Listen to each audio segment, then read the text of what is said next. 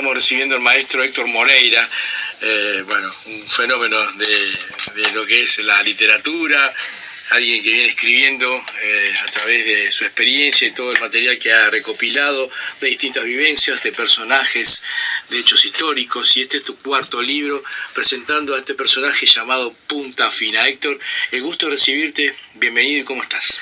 Bueno, buenos días, Selmar, y buenos días a toda la audiencia de la nueva radio Florida. Es un placer para mí poder compartir unos minutos acá con la audiencia y con ustedes. Uh-huh. Y bueno, este sí es mi cuarto libro de reciente edición. Todavía no ha sido presentado en la ciudad de Florida, pero faltan pocos días ya. ¿Cuándo lo vas a hacer? El próximo 10 de septiembre a las 19:30 en la Asociación Española de Florida se va a estar haciendo el lanzamiento, vamos a decir, del libro sobre este personaje bastante llamativo y que había pasado el olvido en la historia de Florida. Uh-huh. Que no era floridense. No, en realidad el personaje Punta Fina, Ramón Morales, uh-huh. Así es su nombre, Ramón Morales Cabutí, era oriundo del paraje Cuadra, en Durazno. Cerca de la desembocadura del arroyo Rolón, en el Tomás de Cuadra, ahí tenían las propiedades, o sea, la estancia, sus padres, Fermín Morales, y por otro lado, Antonia Cabutí, una brasileña que era la madre de Punta Fina. Uh-huh. O sea que en aquellos tiempos era muy común ese vínculo, ¿no? Porque los portugueses andaban en la vuelta, ¿no? Claro. Por ejemplo, los papás de Punta Fina, ellos se casaron en la viceparroquia de San Martín de Farruco, en Durazno, sí. En el año 1866.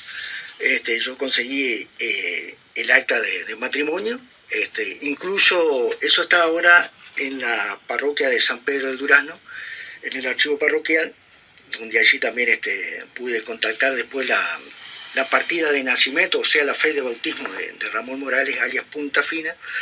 Y bueno, dentro de todos esos procesos incluso llegué a visitar la Capilla Farruco porque era una parte de la historia que se había iniciado, sí, porque si los padres no se hubieran casado, Punta Fina capaz que ni hubieran nacido. Había información. Lo que pasa es que la información, como te digo, todos los libros de la Capilla Farruco ahora se encuentran en la parroquia de San Pedro del Durazno, claro, o sea, en la catedral. Uh-huh. Viene como si aquí fuera en la catedral. Exactamente, como que fuera la catedral de Florida. Bien. 4 libros, antes que siga con esta historia, sí. ¿Diferentes? Todos diferentes. Lo que conservo es el formato, más o menos. ¿Te gustó la presentación así, páginas, ¿no? Sí. Mi primer libro fue La macana identidad floridense. Uh-huh. Después vino Los Alpes de la Isla Mala. En 2022 o 23, no me acuerdo bien ahora, fue La Guardia del Pintado de 1760, la Guardia Española, que permitió inaugurar el año pasado, en noviembre, el memorial ahí en el Sello Sur de la Cruz, uh-huh. Que como consecuencia de la investigación histórica se logró hacer ese memorial que nunca había tenido la Guardia Española. Y bueno, y ahora llegó Punta Fina. Y hay otro en de proceso. Bien. Que no voy a adelantar nada, pero ya está en camino. No, ¿me vas a adelantar algo? Sí. Bueno, puede ser. Héctor, ¿y cómo te ha ido con estas propuestas literarias? ¿Qué repercusión has tenido? No, muy buena. Incluso este libro, aunque parezca mentira, sin hacer el lanzamiento, están quedando menos de 100 ejemplares, unos 80 ejemplares, o sea, se ha vendido impresionante. Claro, porque estas historias no se conocen si no es a través de una publicación, de alguien que investiga, alguien que presenta la misma, ¿verdad? Y hace que la gente entre a tener esa curiosidad, ¿verdad? Claro. No, es un personaje que ha llamado muchísimo la atención, incluso desde la capital, de varios departamentos se han comunicado conmigo solicitando tal libro. Uh-huh. Yo lo que quiero destacar es la presencia de las familias Alvarenga, Lalinde, sobre todo esas dos familias en San Jerónimo. Y la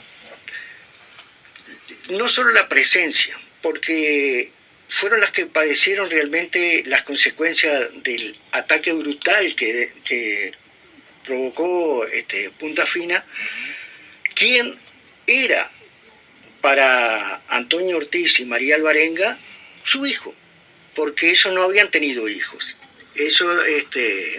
La familia Alvarenga,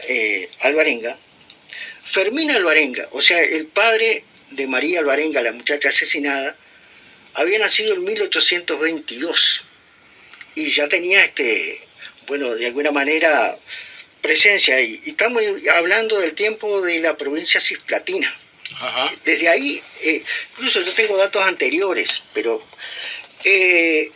María Santos Vidal, que era la esposa de Fermín Alvarenga, o sea, la mamá de María Alvarenga, había nacido en 1826. O sea, poco tiempo, un año después de la declaración de la independencia. O sea, desde ahí arranca ya esta historia.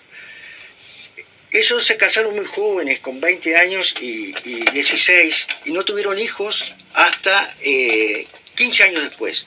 Y ahí empezaron a nacer los hijos, que fueron 8. María Alvarenga tuvo 8 hermanos. Entre ellos, Pedro Alvarenga. Pedro Alvarenga, que llegó a ser jefe político de Florida. O sea, jefe político no, llegó a ser el segundo jefe de policía de Florida. O sea, una familia que tuvo realmente mucha trascendencia. Y como eran ellos colorados, integraban el comité colorado acá de Florida, el comité riverista, junto con Larinde, que era también colorado, cosa que fue una de las causas que llevó después a que se produjera el asesinato de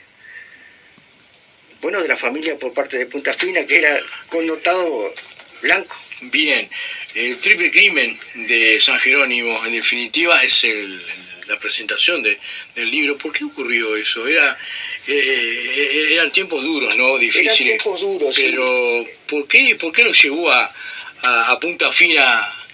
Bueno, mirá, a esto, ¿no? En 1897 había estallado la revolución zaravista, y Punta Fina, con 17 años, se había incorporado a la fila de Saravia. Incluso acá en la Picada Larga, cerca de la estancia del Seibo, ahí, hubo el 14 de abril de 1897 una escaramuza entre los blancos y los colorados, que se tirotearon arroyo por medio, y ahí hubo algunos muertos incluso. Y Punta Fina, estando ya detenido, dice, cuando le interrogan de por qué, o le decían Punta Fina, y comentó que fue en un campamento en el paraje de San Jerónimo donde le pusieron ese apodo que a él no le gustaba para nada. Punta Fina participó en el combate de Cerro Colorado 2 días después de la escaramuza esta en la Picada Larga, o sea, el 16 de abril. Como también había participado en Arbolito y participó en Aceguá también, Punta Fina. Era blanco. Supuestamente, 2 años después, 1899, él regresa a San Jerónimo, venía perseguido por la policía de Durazno, ingresa con un nombre que no era el de él, se presenta como Julián Rodríguez, y fue recibido por la familia Alvarenga ahí. Las iniciales del sombrero, RM, lo descubrieron, fue cuando Antonio Ortiz le llamó la atención que como se llamaba Julián, las iniciales, y él le había dicho que se las había bordado la mamá, las iniciales. Eso lleva a que después de cometer el crimen, cuando Punta Fina llega al paso de Polanco del G, había escondido el sombrero, que iba todo manchado de sangre, y el botero de Polanco le regala su sombrero, y el sombrero que sigue hasta el Brasil escapando de la policía. Ajá. Y ahí fue detenido. Mirá, fue toda una historia increíble, porque hubo negociaciones del presidente de la República, Juan Lindolfo Cuesta, con el presidente Manuel Ferraz de Campos Sales, que era el presidente de la República Federativa del Brasil entre 1898 y el 1902, para poder ampliar el plazo de detención preventiva presunto criminal que era a Punta Fina en ese momento. Eso llevó a que, porque el plazo era de 30 días, querían ampliarlo a 60 porque no se había logrado la extradición. Entonces el ministro uruguayo era el doctor Ferrero y Espinosa, junto con el enviado del gobierno de Brasil, Alberto Fialo, se pusieron a negociar el 6 de septiembre de 1899 el protocolo para ampliar ese plazo. Pero recién el 29 de noviembre del 1900 se llegó a eso. En esa fecha Punta Fina ya había sido condenado en segunda instancia. Punta Fina estuvo preso en Santa Ana do Livramento, estuvo preso en el campamento de Catí de João Francisco, que dice que de ahí no se escapaba nadie. Lo llevaron después detenido a la cárcel de Porto Alegre. Desde allí lo regresaron a Santa Ana do Livramento para extraditarlo. Vencido el plazo, se le otorgó el beneficio o el derecho de habeas corpus y quedó libre en Brasil. Ya no lo podían detener por esa... La población de Florida y de todo el Uruguay estaba enardecida. Sí, me imagino, porque se enteraron de esa decisión, ¿no? Pero pasó algo rarísimo. Ajá. Punta Fina, libre, no tenía caballo. Había quedado libre, pero no, sin el caballo. Él robó un caballo en Brasil, de noche, y se perdió. Entró a galopear, ¿y dónde vino a entrar? Entró al Uruguay por la calle Rivera y ahí sí lo detuvieron. Y ahí sí lo mandaron para Montevideo. Lo quisieron linchar en Paso Los Toros, en Durazno, acá en la estación de Florida, toda la guardia policial no podía detener a la gente, lo querían linchar. Sí, tal cual. Se le condenó a la pena de muerte por los asesinatos. No tenía ningún atenuante según el juez, vamos a decir, que era Victoriano M. Martínez, que lo condenó. Pero llegó un documento de Durazno que decía que Punta Fina había nacido el 6 de diciembre de 1878. Con esa condición pasó a ser menor de edad y no se le pudo ejecutar en Florida, donde hubiera sido la primera y única persona ejecutada por un crimen en Florida. Se le mandó a 30 años de penitenciaría, y así fue. Pero ¿qué pasa? Yo fui al archivo de la parroquia de Durazno, de San Pedro, y encontré la fe de bautismo de Ramón Morales, o sea, de Punta Fina. Y no nació en 1878. Según la partida, la fe de bautismo dice que nació en 1877. Coincide el día, el 6 de diciembre. O sea, con la fe de bautismo de la parroquia San Pedro de Durazno, Punta Fina era mayor de edad. O sea, se hubiera ejecutado. Murió joven, ¿no? No, para nada. Punta Fina... Se podría escribir la segunda parte, pero yo no la voy a escribir. ¿Ah, sí? No, Punta Fina, después que tuvo los 30 años, o un poquito antes fue liberado, porque él fue tenido en cuenta como un caso interesante de buena conducta en la cárcel para abolir la pena de muerte.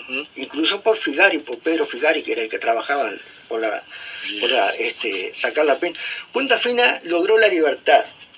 Con 50 años, más de 50 años, contrajo un matrimonio con una muchacha de 17 y tuvo hijos.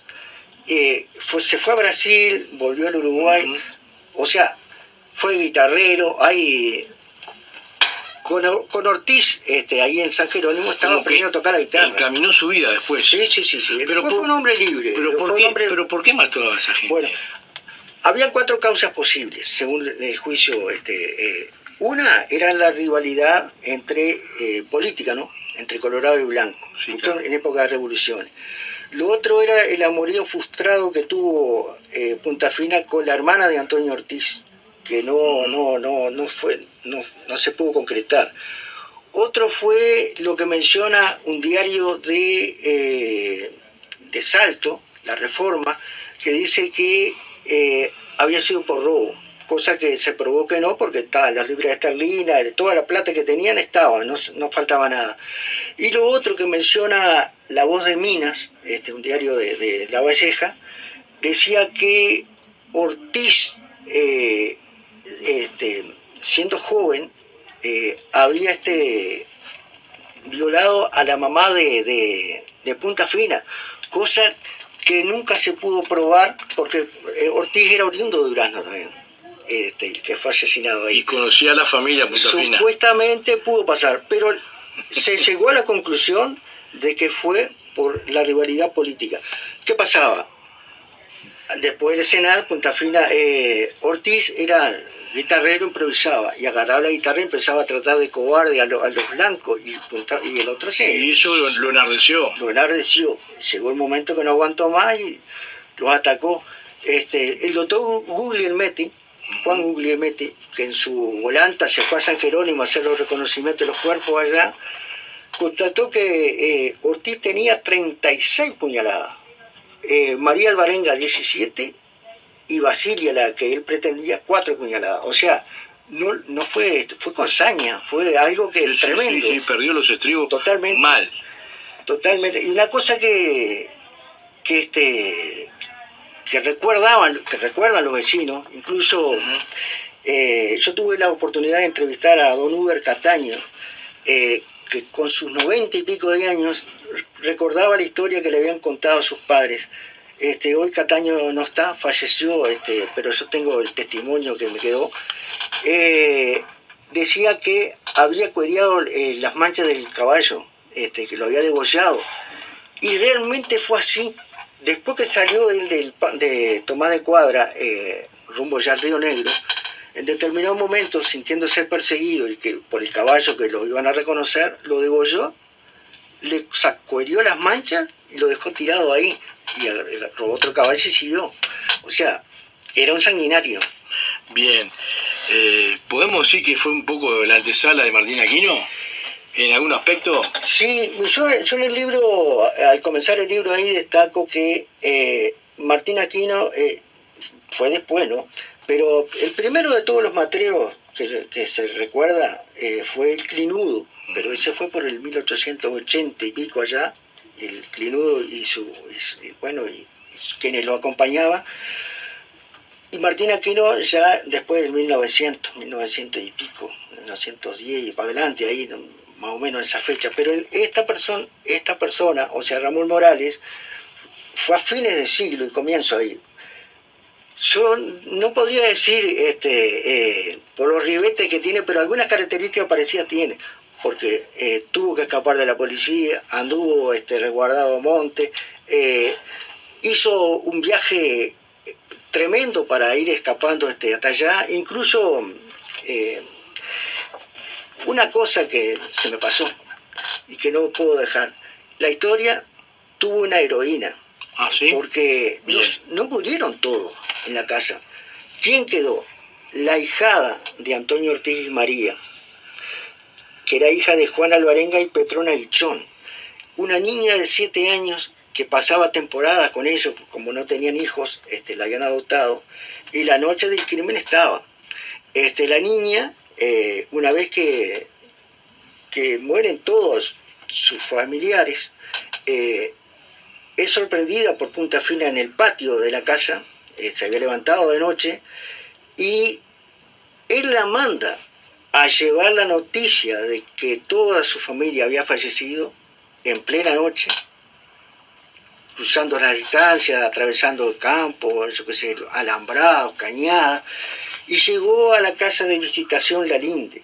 Visitación Lalinde, a su vez, era tío de ella también, porque estaba casado con Cristina Alvarenga, que era la hermana de María, y la niña llegó la noticia, hay testimonios, está en el libro, o sea, esa niña lo que padeció, y sin embargo logró sobrevivir.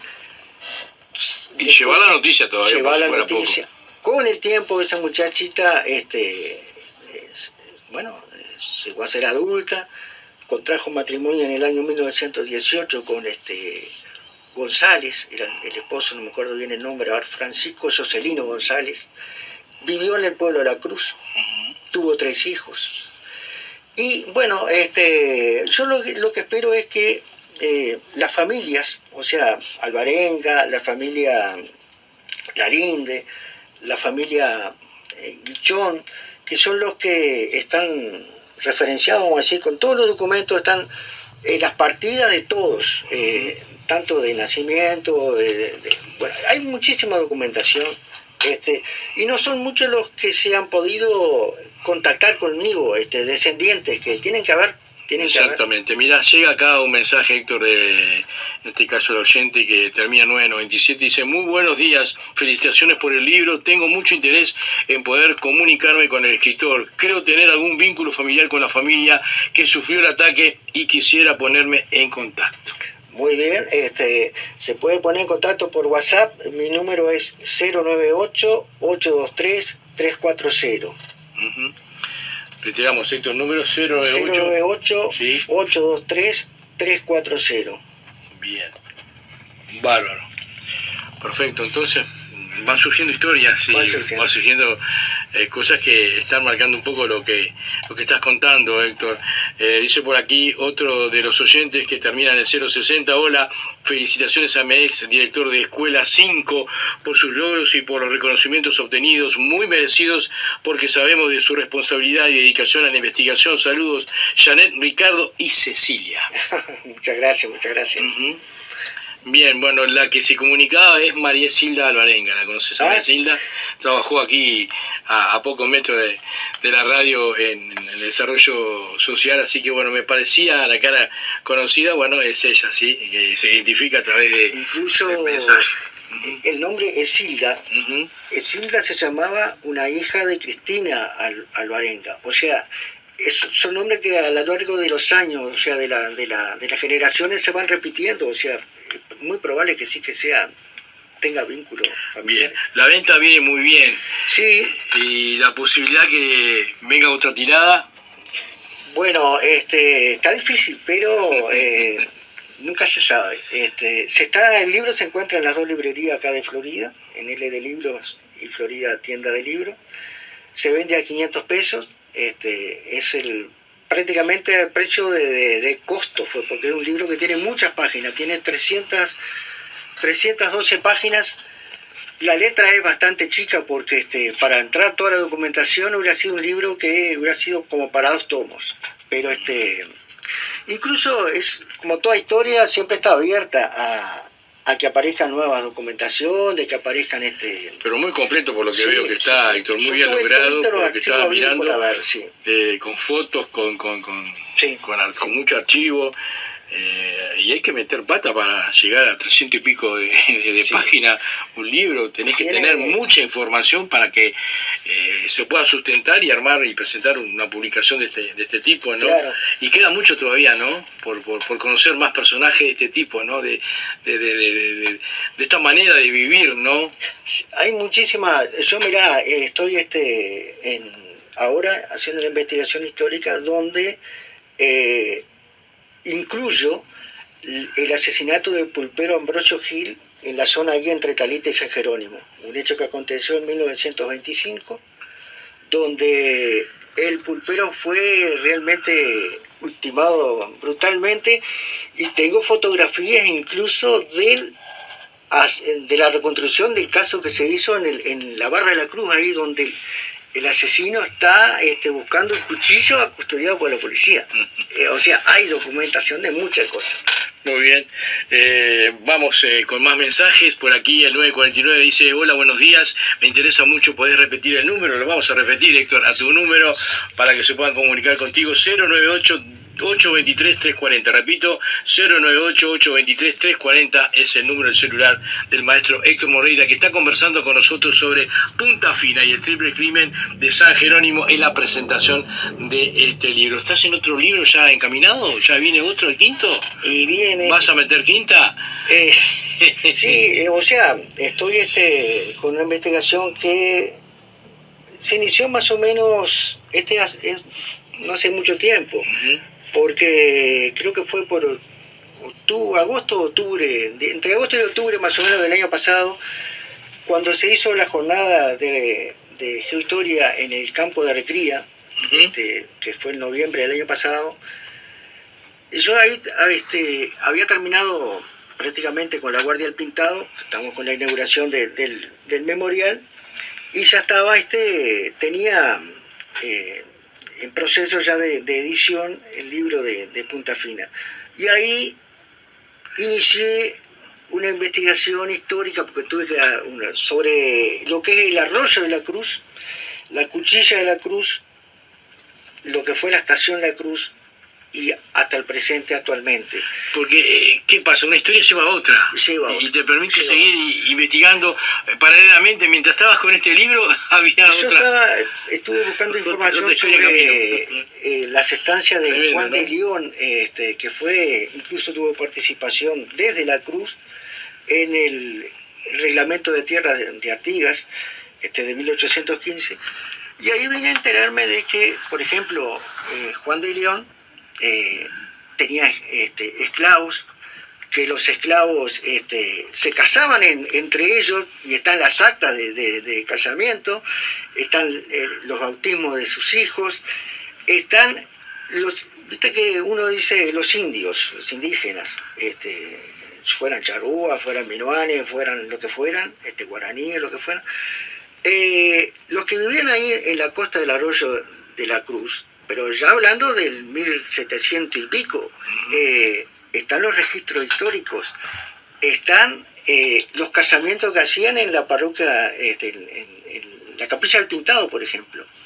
Ahí los indígenas que se cristianizaban, no todos, pero algunos sí, aceptaban, se casaban. Están las actas, están los nacimientos de los hijos. Por eso la iglesia tiene mucha información también. Los archivos parroquiales son fundamentales. Esenciales. Mirá, otro mensaje, Héctor, que te está mencionando, el 416, dice por acá: buen día, el título del libro para pedirlo en librería, saludo, dice por acá. Bueno, el título del libro dice Punta Fina, el triple crimen de San Jerónimo, Es la presentación, la muerte de los Ortiz Alvarenga, más abajo, en lo que es la presentación del libro, creado por el maestro Héctor Edgardo Moreira, que está conversando con nosotros. Bueno, Héctor, agradecerte este rato porque hay mucho más para conversar. Mirá cómo son, ya llevamos como 4 o 5 mensajes que quieren conocer más acerca de estas historias. ¿Se habrá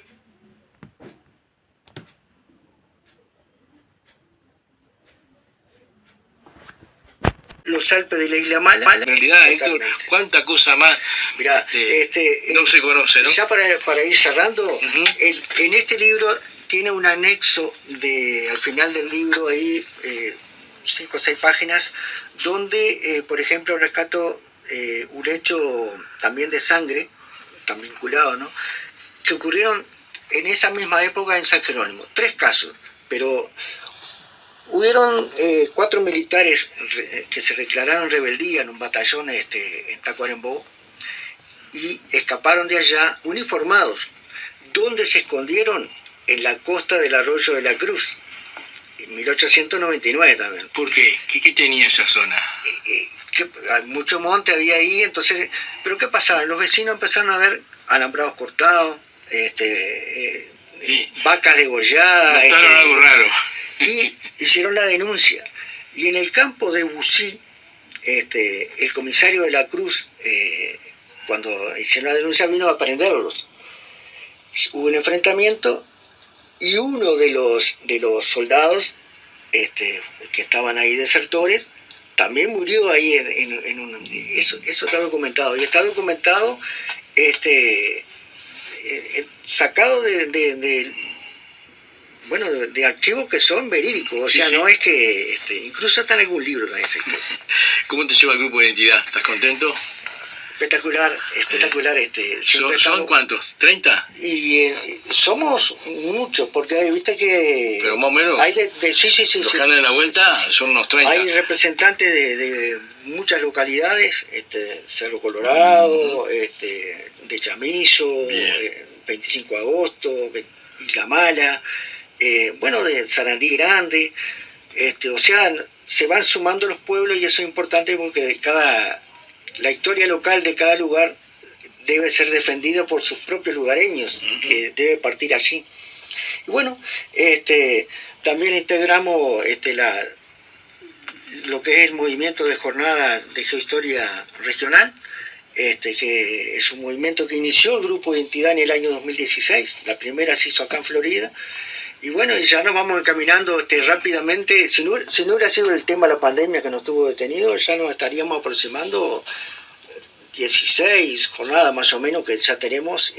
La próxima hora va a ser en Durazno, en noviembre. Y así que estamos preparándonos para eso. Héctor, muchísimas gracias, No, ha sido un gusto. Un placer y muchas gracias a la audiencia por la atención y a los que mandaron mensaje también. Y a Rubén Mario, que no está en este momento, pero está hace un bar acá, así que muchísimas gracias.